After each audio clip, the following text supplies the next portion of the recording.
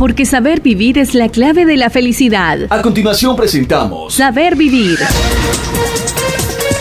Un espacio dedicado a la cultura y a tu crecimiento personal. Saber Vivir. Una búsqueda continua al conocimiento interior. Saber Vivir. Un programa producido por la cultura gnóstica. Saber Vivir. Porque el cambio está en ti.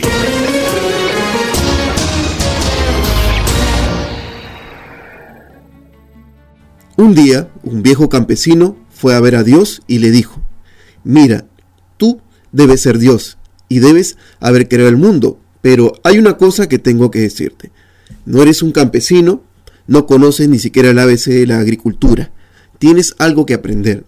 Dios dijo: ¿cuál es tu consejo? El granjero le dijo: dame un año y déjame que las cosas se hagan como yo quiero y veamos qué pasa.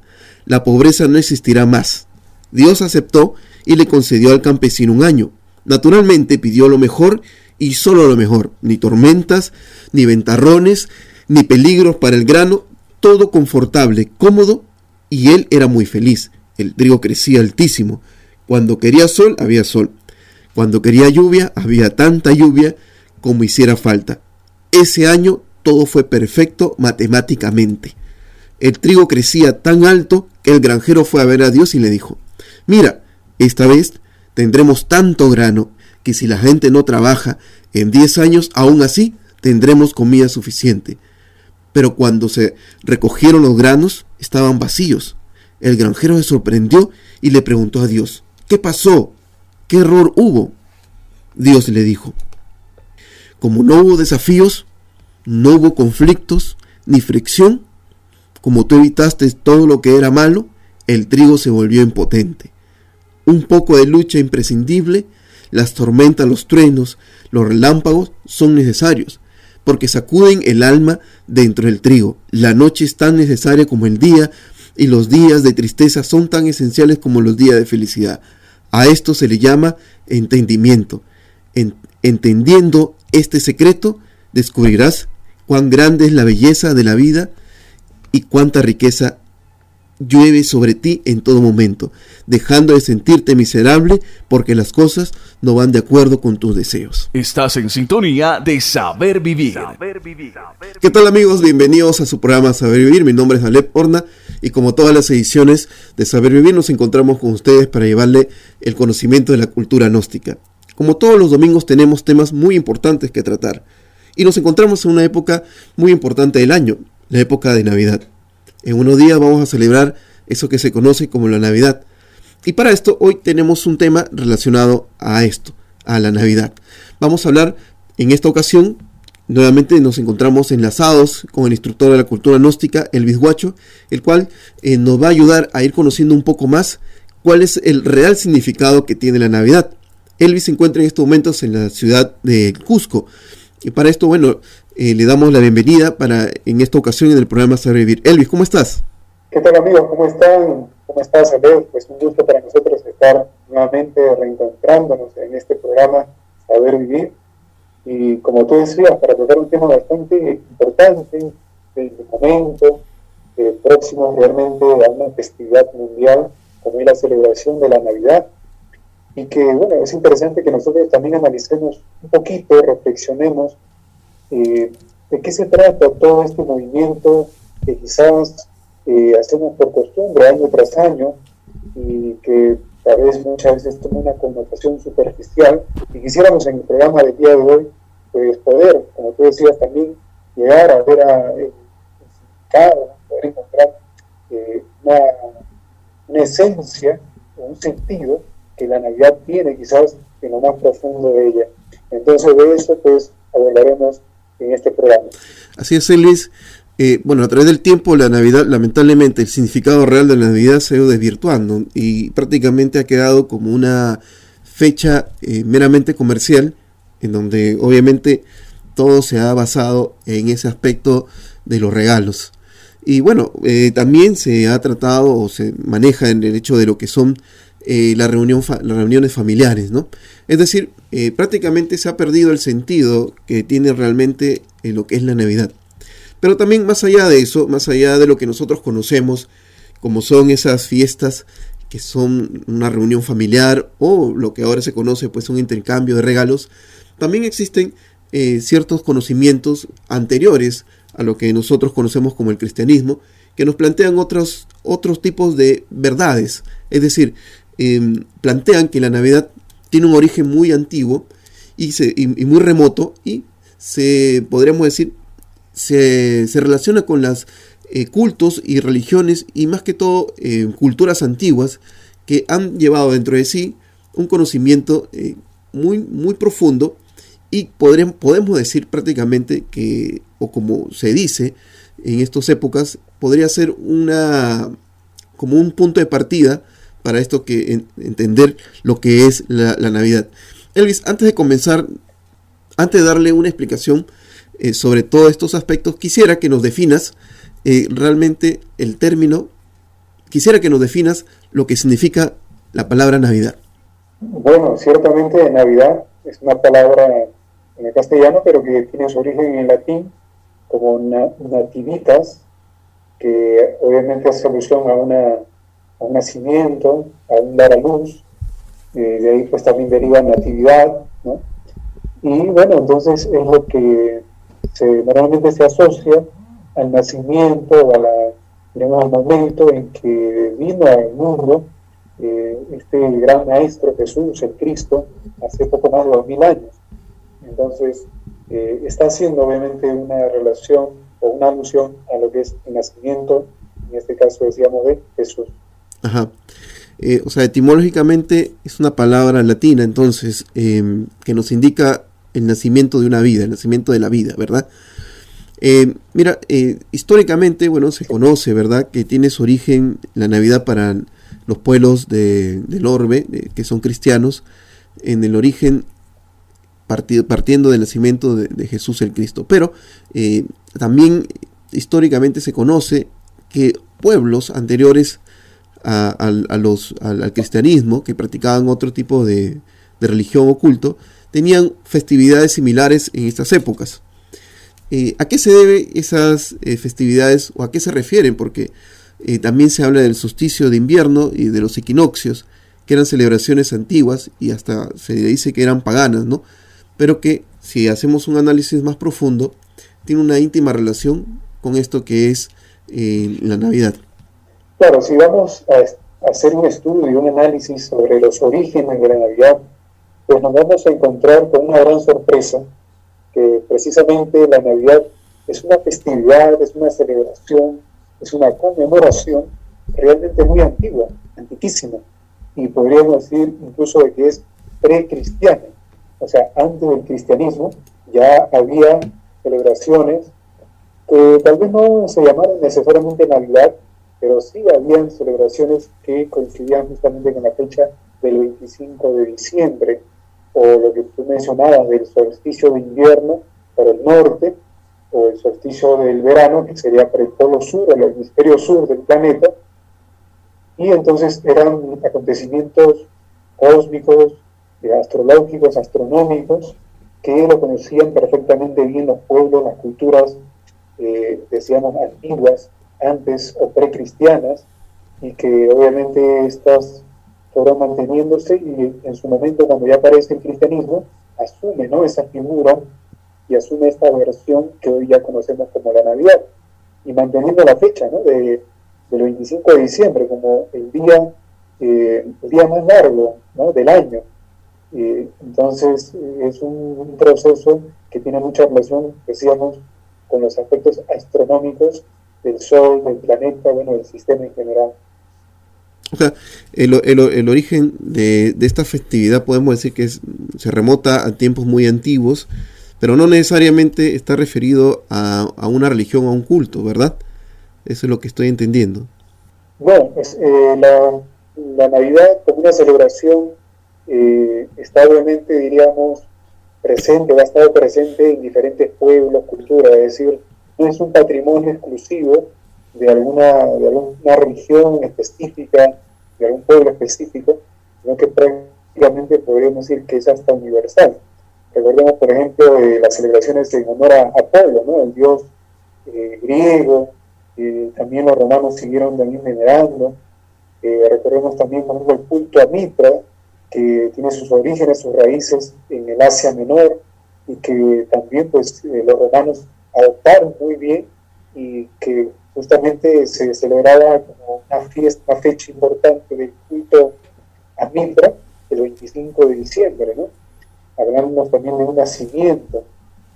Por ejemplo, si aquí mismo, por ejemplo, aquí estamos en Cusco en este momento, y bien saben los cusqueños y también las tradiciones de la cultura inca, que en el solsticio que se verifica en el mes de diciembre, a partir del 21 de diciembre, y llegando al máximo el 25 de diciembre, se celebra el famoso Capat Raimi, ¿no? Que es la fiesta real, la fiesta del sol también, ¿no? Y entonces ahí encontramos otra alusión, otra, digamos, otra cultura, en otro punto del planeta, quizás incluso muy distante al viejo mundo, que similarmente tenía esta celebración.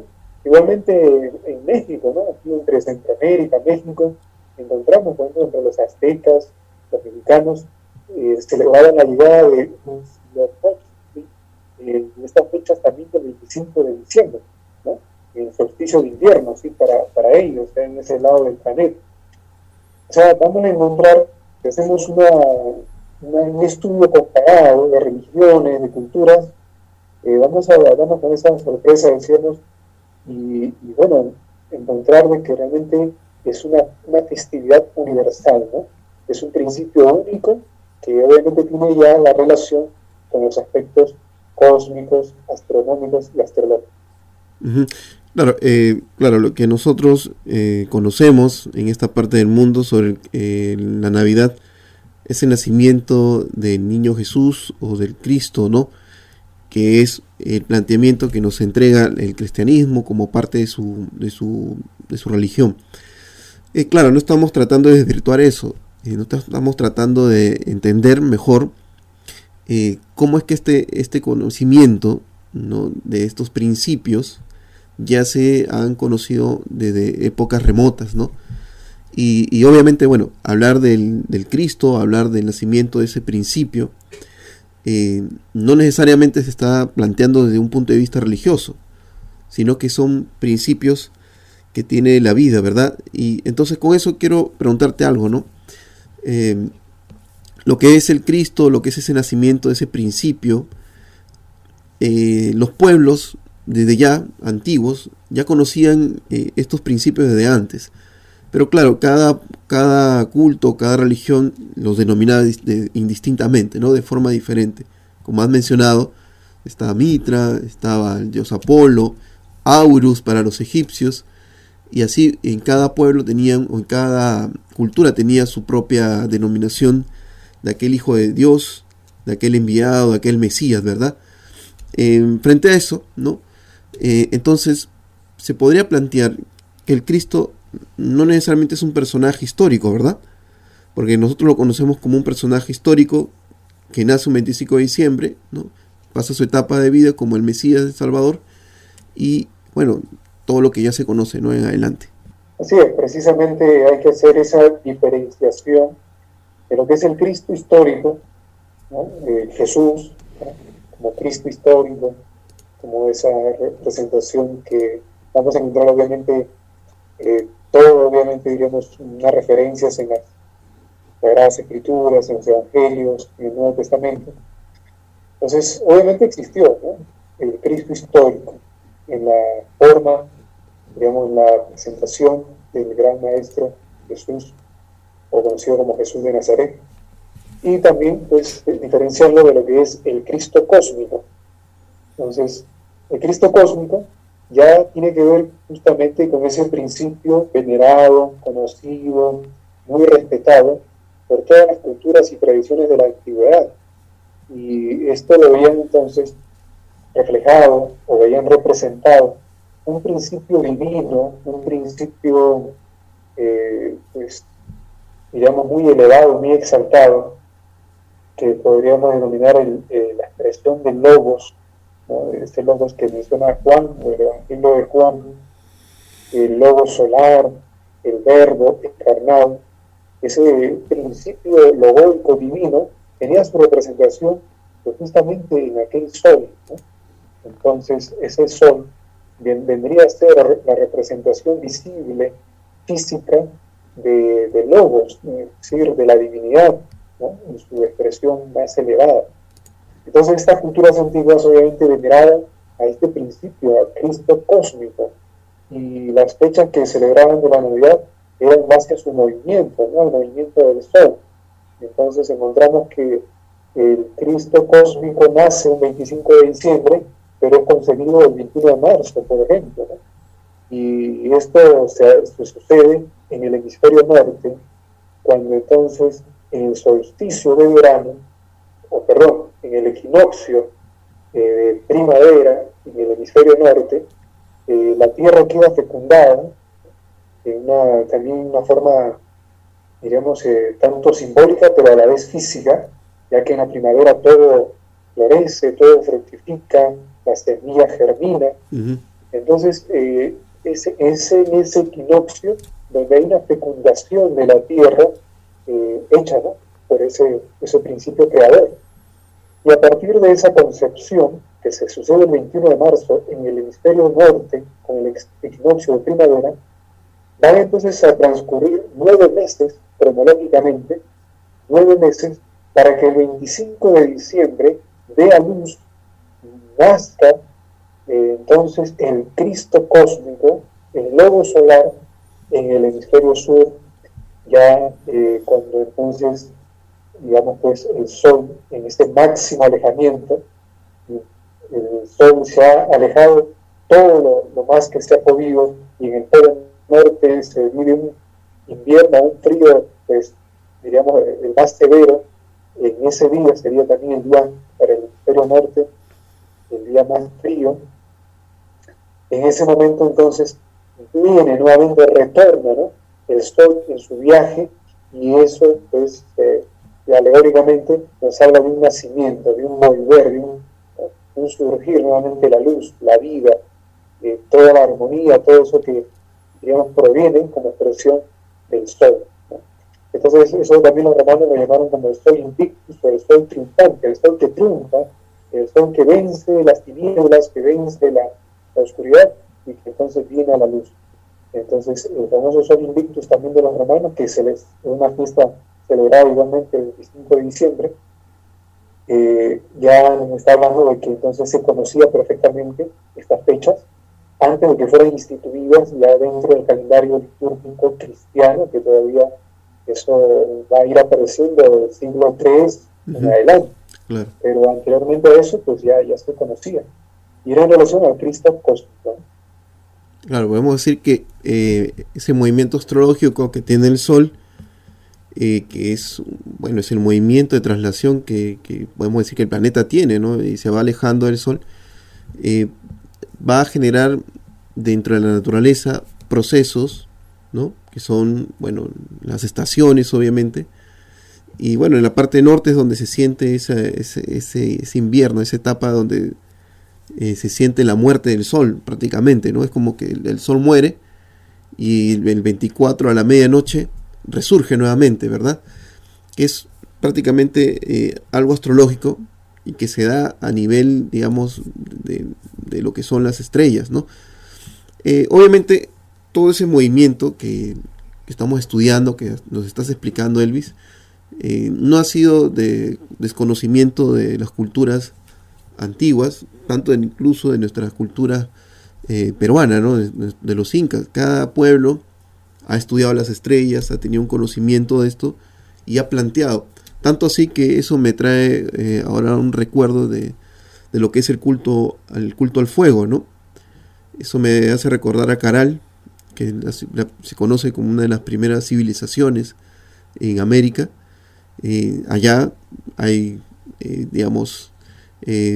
lugares donde se realizaba el culto al fuego, como ese simbolismo de aquel sol, ¿no? Que gesta la vida, que da vida, ¿no? Entonces se puede decir que todos los pueblos del orbe, todas las humanidades, han tenido el conocimiento de este principio, solo que cada uno le ha dado una explicación distinta, ¿verdad? Porque todos los pueblos han sido adoradores del sol.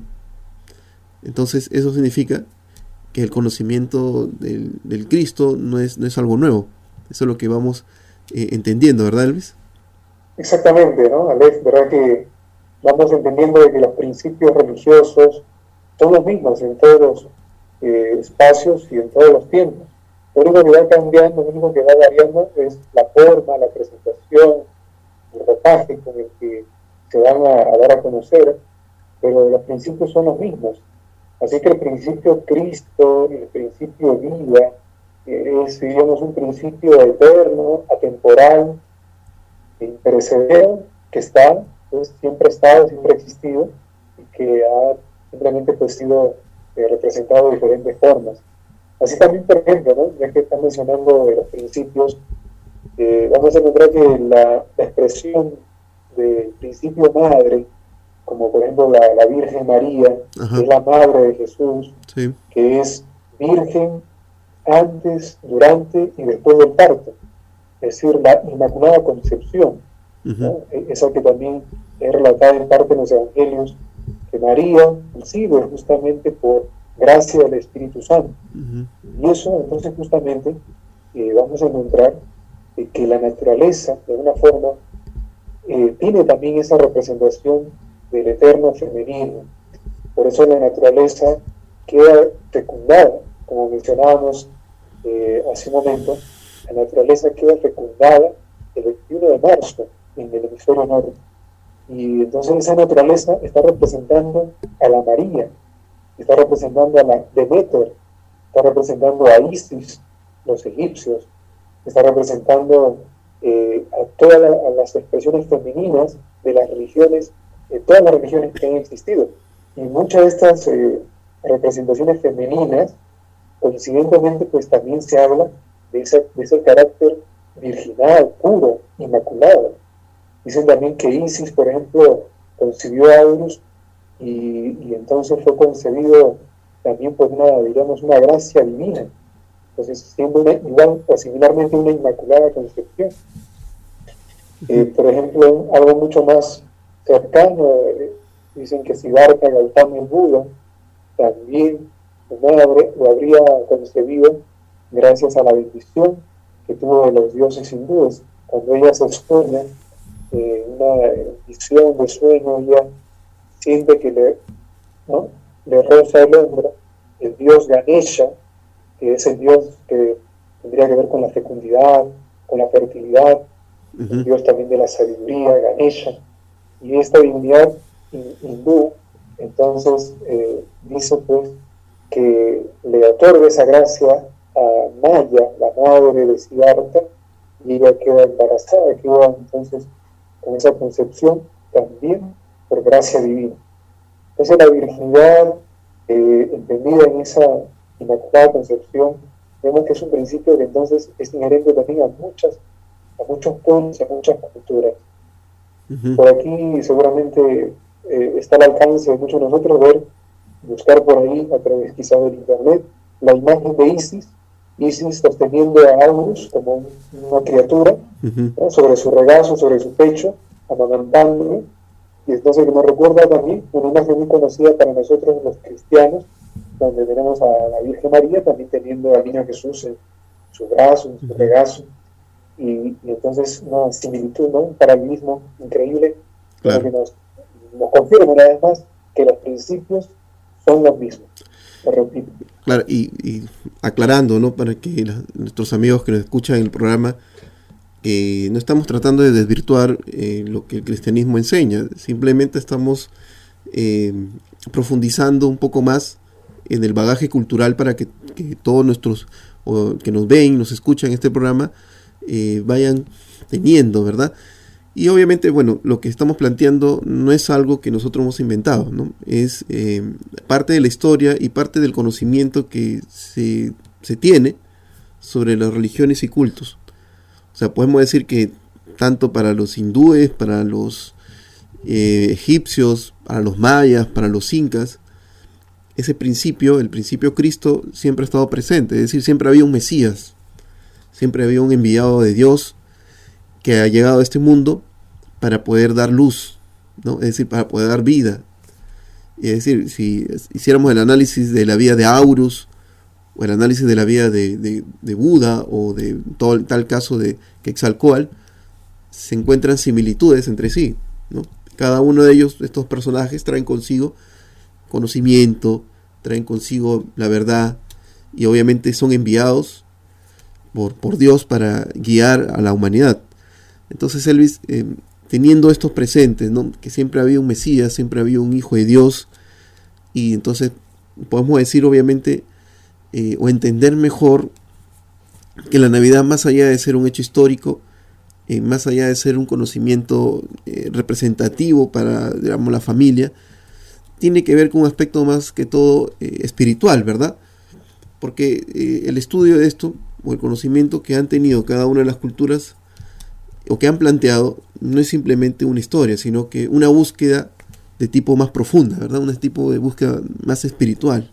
Claro, obviamente que todas estas expresiones religiosas que se han dado a través de los mitos, que hemos visto en diferentes culturas y épocas, como tú dices, nos están enseñando algo, nos quieren transmitir algo, nos quieren enseñar que es importante que nosotros despertemos a una realidad diferente, a una realidad espiritual, a una realidad más allá de lo material, a una realidad que está más allá de lo sentido, de lo visible, y que es precisamente, digamos, esa esencia, ¿no?, espiritual del hombre que está ahí, que subyace pues, muy en el fondo. Esperamos el momento que nosotros nos dirijamos a ella, que volteemos, digamos así, de alguna manera la mirada, la atención, y que empecemos entonces realmente a conocernos a nosotros mismos, a encontrar de que ese principio Cristo, que es representación de la luz,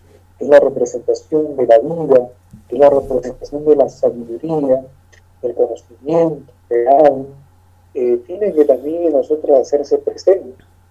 Necesitamos tener luz en nuestras vidas para poder entonces despejar las tinieblas de la ignorancia en la que vivimos. Lamentablemente el humano no sabe para qué vive y por qué vive. Llevamos, a veces, es triste decirlo, pero llevamos una vida mecánica, superficial y vacía. Por eso es importante o necesario que en nosotros se haga la luz. Por eso la verdadera Navidad debería también estar en función de buscar que la luz se haga presente en nosotros, que haya un nacimiento de la luz en nosotros. Una Navidad personal, individual, particular. Esa Navidad es la que anhelamos también en algún momento poder lograrlo. Sería el objetivo trascendental de la existencia. Entonces, a eso es lo que siempre, digamos, hacemos y buscaban, obviamente, encauzar esta sabiduría de las culturas antiguas, de estos grandes sabios, maestros, iniciados, que, bueno, en forma alegórica y simbólica nos entregaban una enseñanza. Por ejemplo, cuando se habla del drama, ¿no?, el drama de Jesús, el drama de Cristo, de la pasión, muerte y resurrección, encontramos entonces también de una forma similar un drama muy parecido en el mito siriano, ¿no?, donde encontramos cómo Osiris también pasa por un proceso de así similar, ¿no?, de muerte y resurrección. Entonces ese mito de la pasión, del drama, de la muerte, la resurrección, también son enseñanzas, son alegorías, son simbolismos que están encerrando significados muy profundos, ¿no?, que no estaban dados, claro, vamos a decir así en su momento, quizás tan abierta públicamente, pero aquellos inquietos buscadores de la verdad que se acercaban a esos monasterios, templos, a las montañas, es decir, buscaban realmente, se inquietaban y eran esos intrépidos buscadores de la sabiduría y de la verdad, porque obviamente todos estos mitos, todos estos símbolos, alegorías que encontramos en diferentes pasajes, pues ciertamente están invitando al ser humano a esa búsqueda interesante del principio real, del principio Cristo dentro de sí mismo. Ajá. Elvis, mira, es importante lo que nos estás planteando, ¿no? Como esa búsqueda interior, esa búsqueda de ese principio dentro de nosotros, Pero también quisiera que nos expliques un poco más, nos aclares un poquito más, porque estamos hablando de repente a grandes rasgos, y nos des un poquito más de explicación sobre estos antiguos, o estas, digamos, estas celebraciones antiguas, cómo cada uno de los pueblos, ¿no?, conocieron estos principios y qué importancia le daban, ¿no? Es decir, ya hemos conversado un poquito sobre eso, pero quisiera que de repente nos des un poquito más de profundidad para poder entender mejor, ya que lo que anteriormente ha existido es lo que ahora vemos, pero claro, no quiere decir con esto que se desvirtúa lo que ahora se conoce, sino que eso nos enriquece un poco más, ¿verdad? Así es, Alex, bueno, tratando de ampliar un poquito. Mira, justo hablábamos del simbolismo que tienen todos los textos antiguos. La referencia más cercana que tenemos sobre la Navidad o sobre el nacimiento de Jesús, las encontramos, por ejemplo, en los evangelios, como el Evangelio de Mateo, de Lucas, donde se habla un poquito de ese nacimiento. Y hay todo, diríamos, pues, una cantidad de símbolos ahí, de interesantes elementos a tener en cuenta, como por ejemplo cuando se dice que Jesús nació en Belén, ¿no? Uh-huh. Entonces, esto que no solamente lo ha dicho los evangelistas, sino que ya era una profecía, ¿no?, de los profetas del Antiguo Testamento, quienes sabían o habían anunciado la llegada del Mesías. Y entonces, por ejemplo, encontramos al profeta Isaías haciendo mención de que el Mesías tendría que nacer en Belén, porque, digamos, todo eso tiene un significado, ¿no?, pero está dentro de un simbolismo. Entonces, cuando se ha querido, por la parte histórica, decir, pero Jesús nació en Belén, y Belén no existía todavía como ciudad, como pueblo, en esa época, hace 2000 y pico de años, no existía Belén. Entonces, ¿cómo es eso que nació en Belén? Entonces, Belén, por ejemplo, es una palabra de una raíz caldea, ¿no?, de Bel, que significa fuego, torre de fuego, Belén. Y entonces, ¿qué es lo que, digamos, está detrás de todo este simbolismo? Porque, por ejemplo, también aparece otro elemento que no está en los evangelios, pero que más adelante se va a añadir, ¿no? Siglos posteriores se añade, como por ejemplo la visita de los Reyes Magos, uh-huh, ¿no? Claro. ¿Quiénes eran, por ejemplo, los Reyes Magos? ¿Por qué, por ejemplo, que sí aparece en los evangelios, por qué los pastores vieron la famosa estrella de Belén, ¿no? ¿Qué es la estrella? ¿Qué representa la estrella? ¿Por qué se dice entonces que Jesús nació en un pesebre, ¿no? Porque aparentemente no tuvieron tiempo para llegar al lugar, al destino, y tuvieron que entonces, María tuvo que dar a luz en un pesebre en medio de algunos animales. ¿Por qué eso? Tal vez estos elementos no estén puestos ahí al azar, ni estén dados solamente de una forma fantasiosa por el escritor, sino que obviamente obedece a toda una connotación, diríamos, pues, que encierra, ¿no?, una gran enseñanza. Y aquí viene un aspecto que en algún programa anterior por ahí se habló un poco también, que es la alquimia. Nosotros vamos a encontrar que en las Sagradas Escrituras, tanto del Antiguo como del Nuevo Testamento, hay una gran, diríamos, una gran cantidad de elementos alquímicos o de alquimistas y de mucha cábala. Entonces, cábala y alquimia están ahí, diríamos, presentes en los textos sagrados de la Biblia, de lo que conocemos como la Biblia. Entonces, elementos de estos que hemos mencionado, algunos de ellos, son representaciones alquímicas, ¿no? Así que, para hacer, por ejemplo, una alusión de la estrella de Belén, que es una estrella de 6 puntas, que representa 2 triángulos que se complementan, ¿no? Uh-huh. 2 triángulos que se unen, que se fusionan, ¿no? Esos 2 triángulos representando, obviamente, al aspecto masculino y el otro al aspecto femenino.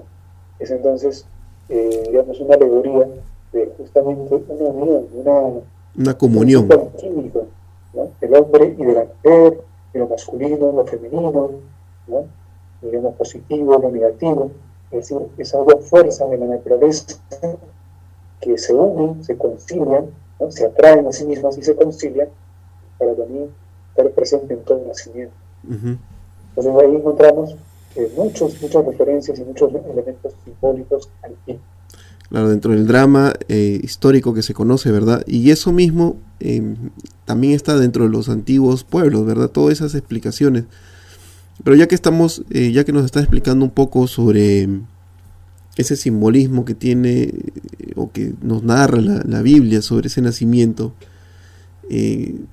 sería interesante pues que nos des un poquito más de explicación sobre esos Reyes Magos, ¿no? Por ejemplo, nos dice que es algo alquímico, pero ¿cómo se procesa eso?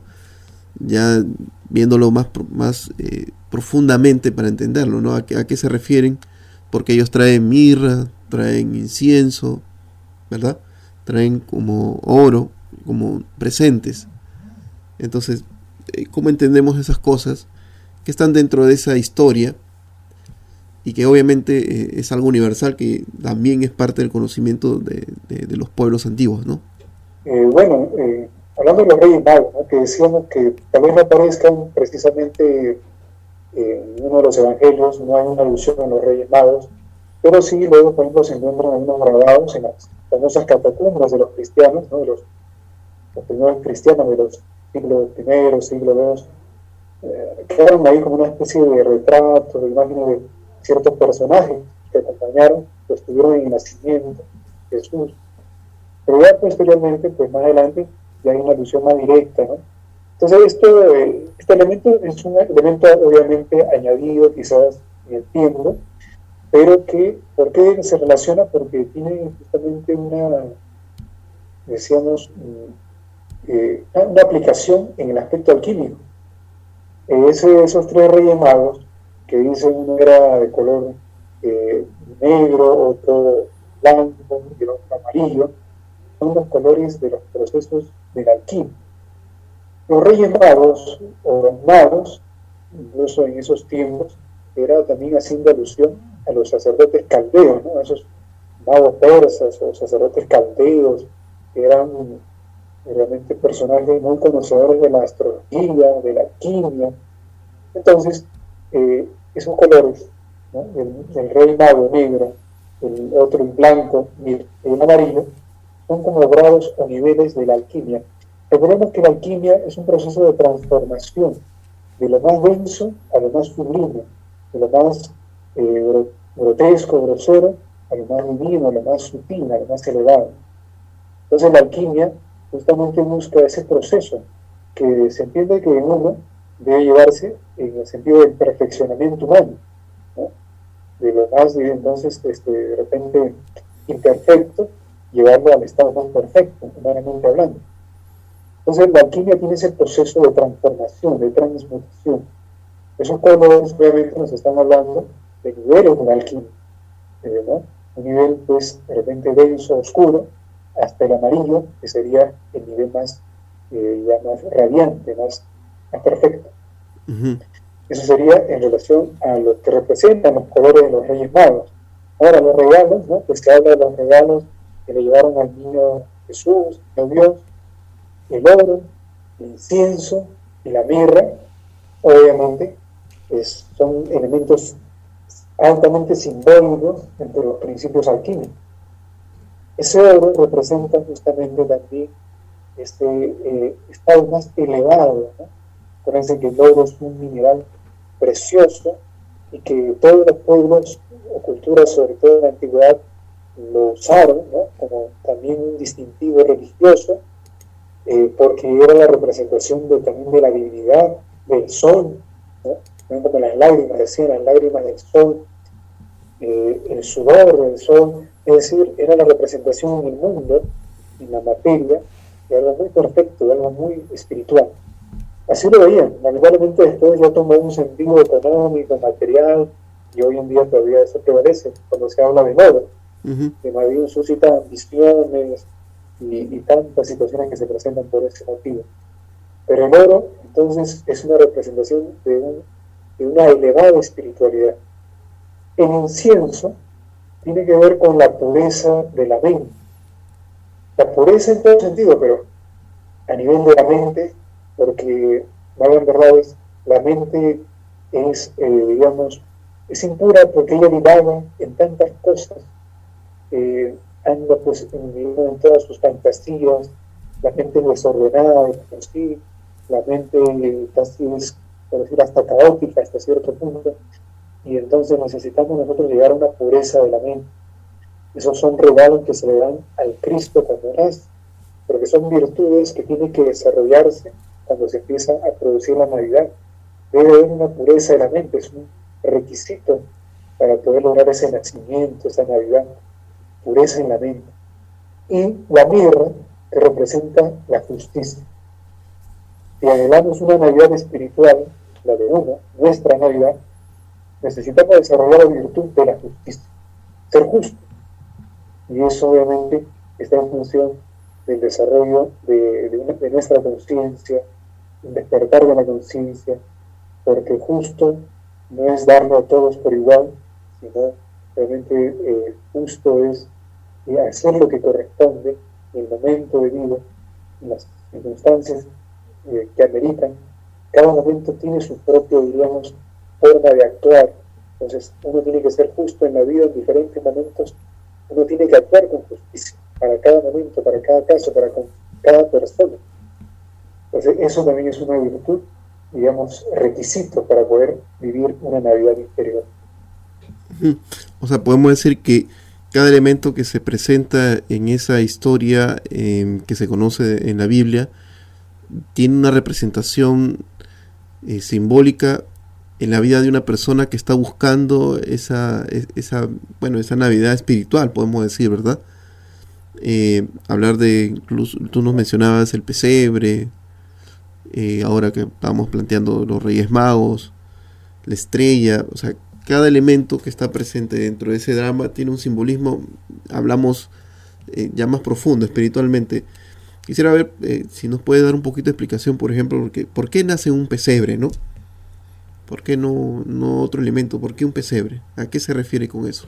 Bueno, esta escena, ¿no?, donde se dice que Jesús o el niño Dios nace en un pesebre en medio del burro, del buey o el toro, y digamos pues en esa condición aparentemente muy humilde, nos indica de que justamente el Cristo interno, lo que llamaríamos el Cristo íntimo, que sería la luz, que tendría que ser esa conciencia, ese principio espiritual que nace o debe nacer en uno, van naciendo, a veces inicialmente, van naciendo en condiciones todavía no perfectas, ¿no?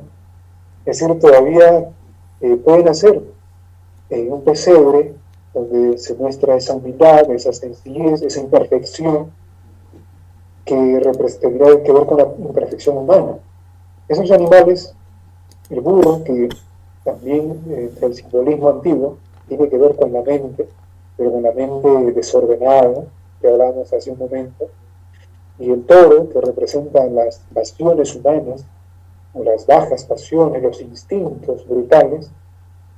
En medio de eso, el Cristo va naciendo. En medio de eso, la luz se va haciendo presente. En medio de la imperfección humana, el espíritu va entonces, poco a poco, digamos, pues, asumiendo ya un papel, un protagonismo. Pero va a ser necesario de que si se quiere o se anhela de que esa luz, ese principio espiritual se desarrolle, crezca y finalmente se haga hombre, ¿no?, y pueda vivir ese drama y pueda vivir todo ese proceso hasta la resurrección, pues va a ser necesario ir eliminando esas imperfecciones, ir dominando esa mente desordenada, esa mente despistada, y ir obviamente siendo dueños de la naturaleza interior, ¿no?, eliminando o obviamente estando por encima de las pasiones, de los instintos, ser capaces de tener ese autodominio, ese dominio de sí mismo. En ese sentido, entonces, nosotros podemos hacer posible que el Cristo íntimo, entonces, siga su desarrollo y su curso, el cual debería seguir para beneficio, para la realización espiritual de la persona. Ajá. Entonces acá acabas de mencionar algo importante. Hablamos hace un momento del Cristo histórico, ¿no? Que es parte del conocimiento que todos tenemos, que está en la Biblia y que tiene toda la historia que se conoce. También estábamos conversando sobre el Cristo cósmico, ¿no? Que es el que todos los pueblos a través del tiempo han ido adorando, o que se conoce, que se relaciona con el sol. Pero ahora hay otro aspecto que acabas de mencionar, ¿no? Es el Cristo íntimo. Entonces, con esto viene mi pregunta, ¿no? Elvis, prácticamente todo lo que está escrito, ya sea de una religión cristiana o de otra, cada uno de ellos está dirigido hacia ese punto, entonces, hacia de encontrarse o encarnar o integrarse, ¿no? Digamos, ese principio dentro de nosotros. Pero bueno, obviamente habría que ir entendiéndolo mejor, ¿no? Porque hablar del Cristo íntimo ya es un poquito más profundo, ¿no? Quisiera que nos expliques un poquito más ese aspecto para que quede más claro, ¿no? Bueno, efectivamente, Lev, nosotros tenemos que empezar a mirar con otros ojos y tener una visión diferente del estudio, de lo que han sido las grandes obras, los textos sagrados, los libros sagrados que nos han legado, que hoy como humanidad tenemos, y que han sido obviamente inspirados en su momento por grandes sabios, que hemos llamado profetas, maestros espirituales, y que obviamente ellos han escrito con esa finalidad que tú decías, con ese sentido profundo, con ese sentido iniciático, espiritual íntimo.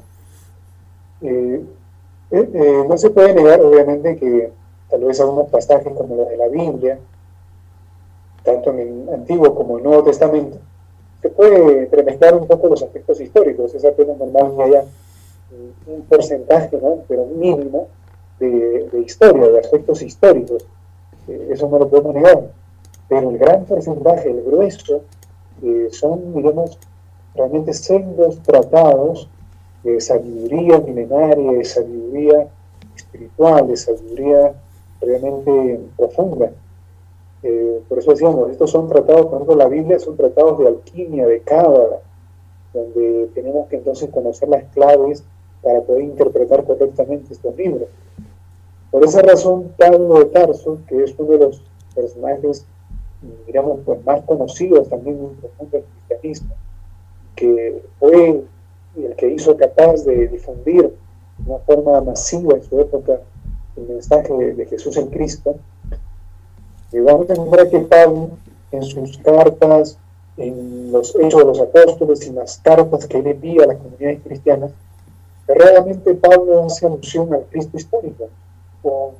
Digamos, él no se toma la molestia de hacer menciones históricas de Jesús, que diríamos así, de una forma pues cronológica, etc. Siempre Pablo hace alusión a la necesidad de despertar o de hacer al Cristo en nosotros. Nos habla del Cristo que debe nacer en tu corazón, del Cristo en sustancia, del Cristo en uno mismo. Pablo siempre hace alusión al Cristo íntimo. Digamos, es una característica propia de los primeros cristianos que conocían realmente los misterios justamente de la luz, los misterios del Cristo. Lamentablemente, con el tiempo, ya a partir del Concilio de Nicea en adelante, estos misterios, estos significados, estas claves se fueron perdiendo y se fueron ocultando, y bueno, tuvo que ser así. Lamentablemente la historia no favoreció a los cristianos primitivos, y tuvimos que esperar todavía hasta 1945, cuando se dio los famosos hallazgos de Nag Hammadi, y entonces la humanidad tuvo nuevamente la oportunidad de conocer esas claves, esos tratados de los primeros cristianos. Me estoy refiriendo a los gnósticos cristianos que escribieron los famosos evangelios gnósticos. Entonces, ahí vamos a encontrar realmente una visión y una versión de un Cristo que justamente nos enseña que cada quien debe ser perfecto, como dice también por ahí las Sagradas Escrituras, ser perfecto como vuestro Padre que está en los cielos. Y que todos estamos llamados a convertirnos también en hijos de Dios. Lamentablemente, una de las, digamos, de las peores cosas que le sucedió a la humanidad en el año 325 con el Concilio de Nicea, digo una de las peores cosas porque por un prejuicio que hasta hoy en día perdura, que es el privilegio de que se decía que Jesús es el único Hijo de Dios, ¿no? Como ingénito, único Hijo, nadie más, no hay otro que pueda ser Hijo de Dios. Entonces, esa aseveración, esa conclusión llegada en el Concilio de Nicea, obviamente favorecida o dada por intereses políticos que en su momento ya se manejaban y se tenían sobre la mesa, ha sido un daño terrible para la humanidad, porque entonces hemos caído hoy en día en seguir viviendo un cristianismo dogmático, fanático y un cristianismo muy superficial, donde pensamos entonces de que solamente hay un Hijo de Dios. Pero tenemos que tener en cuenta de que Dios no tiene hijos preferidos, sino que más bien algunos hijos prefieren a Dios, que es diferente. Sí, todos estos aspectos que nos estás mencionando es para reflexión, ¿verdad?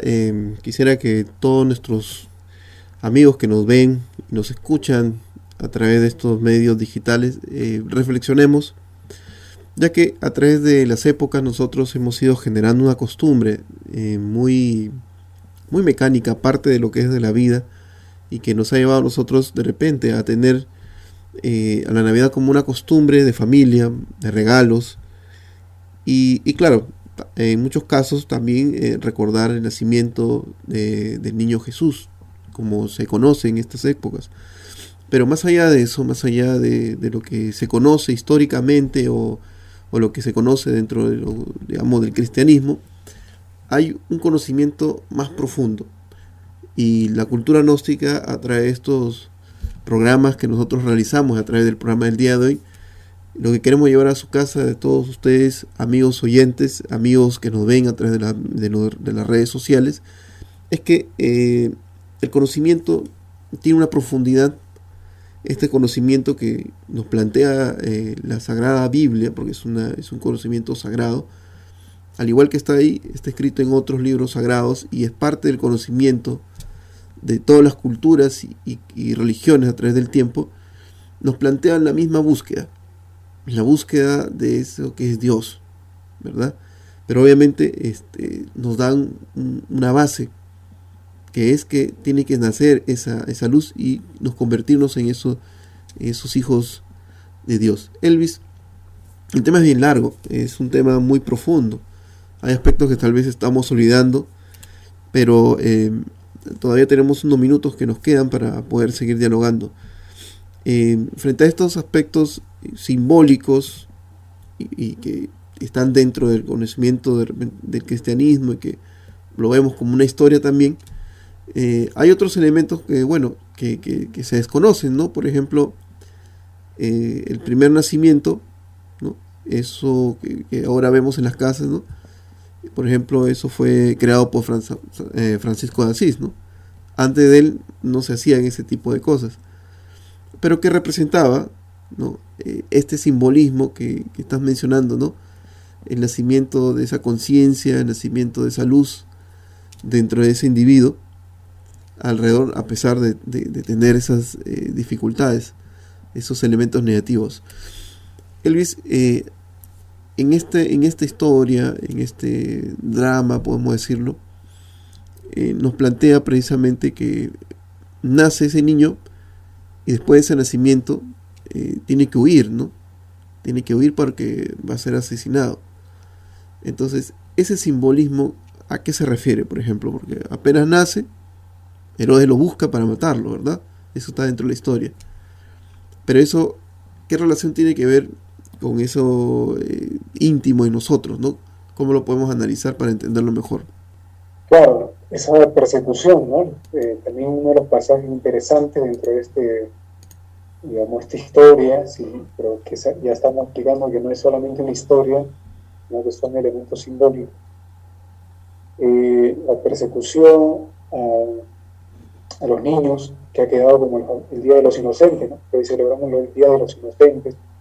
También en ese sentido, porque, claro, Herodes, al no saber quién era realmente el Mesías que había nacido, o dónde estaba, quién era, cómo ubicarlo, pues mandó, ¿no?, la orden de matar a todos los niños, me parece que no más de 2 años, asesinarlos, para asegurarse así, pues, que entre todos entonces pudiese matar al Mesías que había venido, y que obviamente él tenía el temor de que podía competir el trono, ¿no?, su reinado.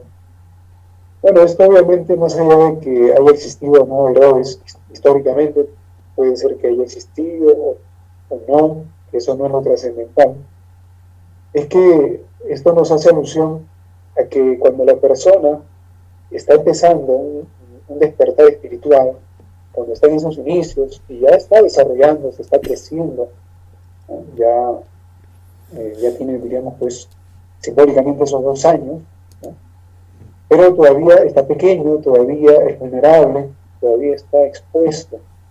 Entonces, esto nos representa de que es lógico que al inicio, en ese despertar espiritual, todavía hay muchos peligros que acechan, todavía estamos expuestos a muchas situaciones y se puede perecer en el intento, cuando entonces ese Herodes, que puede representar, digamos, tantas ocupaciones del mundo, distracciones, o como se le quiera llamar religiosamente, tentaciones también.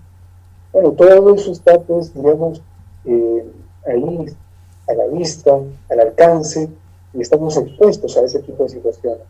De manera que el peligro de morir espiritualmente, ¿no?, de ser asesinados espiritualmente, es un peligro inminente y permanente, ¿no? Y sobre todo, cuando se está en una primera etapa inicial, somos más vulnerables. Llegará un momento en que haya una madurez, en que el Cristo se haga hombre, y entonces sea capaz de ir al templo, a la sinagoga, y echar con un látigo, como dicen simbólicamente, también en Sagradas Escrituras, ser capaz de correr a los mercaderes del templo, ¿no? Entonces muchos también, por ejemplo, han interpretado literalmente aquel pasaje y dicen que Jesús se enojó, que Jesús se volvió malo, que entonces le salió la ira. Bueno, es claro, porque se está interpretando, leyendo de una forma, pues, muy superficial, literal, y en realidad esos son, digamos, aspectos que nos enseñan de que ya cuando el Cristo se ha hecho grande, se ha hecho hombre, ya tiene el poder, la capacidad, la voluntad de desterrar todos esos mercaderes que representarían nuestros defectos psicológicos, nuestros errores psicológicos, nuestras debilidades. Ya el Cristo es capaz de desterrarlo con el látigo de la voluntad, ¿no?, que es lo que representa la voluntad. Entonces, fíjate, y amigos, ¿no?, que nos están viendo en este programa especial, realmente, nuevamente lo proponemos y los exhortamos.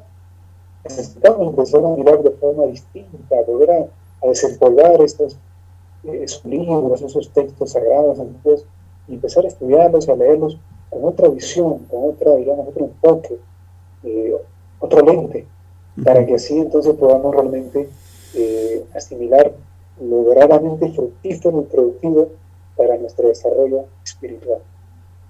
Así es, Elvis. Hay muchos temas o muchos puntos que tal vez no hemos tocado, pero lo que queremos a través de este tema especial es una edición especial del programa Saber Vivir, ya que estamos cerca a celebrar lo que es la Navidad, es poder contribuir a que cada uno de nosotros vea con más profundidad estas fechas, estas, vamos a decir, celebraciones, porque más allá del hecho de reunión familiar o de alguna, intercambio de regalos, tiene una relación más íntima con nosotros. O sea, que cada uno de nosotros tiene la oportunidad de poder hacer dentro de nosotros que esa luz o que esa vida nazca, ¿no? Esa Navidad también se genera en nosotros. Porque históricamente se conoce, pero nosotros también, teniendo el conocimiento, podríamos comprender mejor que también puede nacer esa luz o ese principio en nosotros mismos también. Bueno, Elvis, antes que culminemos el programa, quisiera que de repente invites a las personas que nos están viendo a través de todos estos medios digitales, a todos los que quisieran conocer un poquito más lo que es la cultura gnóstica. Bueno, invitamos a todos nuestros amigos que nos siguen todas las semanas, que siguen este programa, este canal, realmente que podamos, digamos, abrirnos a una posibilidad, seguramente que no es muy común. Hay muchas cosas que realmente todavía nos tienen ahí encasillados, esquematizados en cómo es la vida, sobre qué debería ser o cómo debería ser nuestra vida. Casi que tenemos un programa, tenemos una estructura ya de lo que es la vida o lo que ella debe ser. Nosotros los invitamos a que quizás a través de los cursos que ofrece la cultura gnóstica, de las conferencias, de los cursos, podamos recibir algunas apreciaciones a través de lecciones, de temas que se van a dar ahí en ese curso, que nos van a ampliar un panorama, van a proporcionarnos una visión amplia, diferente, nueva seguramente para muchos, pero que estoy seguro que va a ser de gran beneficio para todos ustedes. Independientemente de que uno quiera llamarse gnóstico o sencillamente mantenerse como quiera uno llamarse, porque en esto no hay cuestión de credo, de pertenecer a tal o cual grupo o congregación. Realmente la gnosis es un principio universal también, así como hablamos de los principios universales. Gnosis, que es conocimiento, sabiduría, es un principio inherente en todo ser humano. Necesitamos acceder a esa sabiduría, necesitamos acceder a esa gnosis. Esa está dentro de ti, dentro de usted. A esa gnosis es a la que queremos llegar. Si estos cursos pueden ayudarte a despertar aquello, pues las puertas están abiertas, te esperamos en nuestros cursos y sabemos que será pues de gran beneficio para ti y obviamente para todos los demás, para todos los que te rodean, porque como dice por ahí una gran máxima, si quieres cambiar el mundo, empieza por cambiarte. Si nosotros cambiamos nuestro propio mundo, mi mundo, tengamos por seguro que el mundo de afuera empezará a cambiar también. De eso se trata, así es que invitados todos a los cursos para que puedan participar de él. Muchísimas gracias, Ale. La verdad que ha sido un gusto nuevamente compartir contigo este diálogo y con todos nuestros amigos oyentes, televidentes. Pues esperamos que estos, como dice, pequeñas, ¿no?, pinceladas, porque realmente el tiempo es muy corto, pero al menos para tomar unos puntitos les haya servido.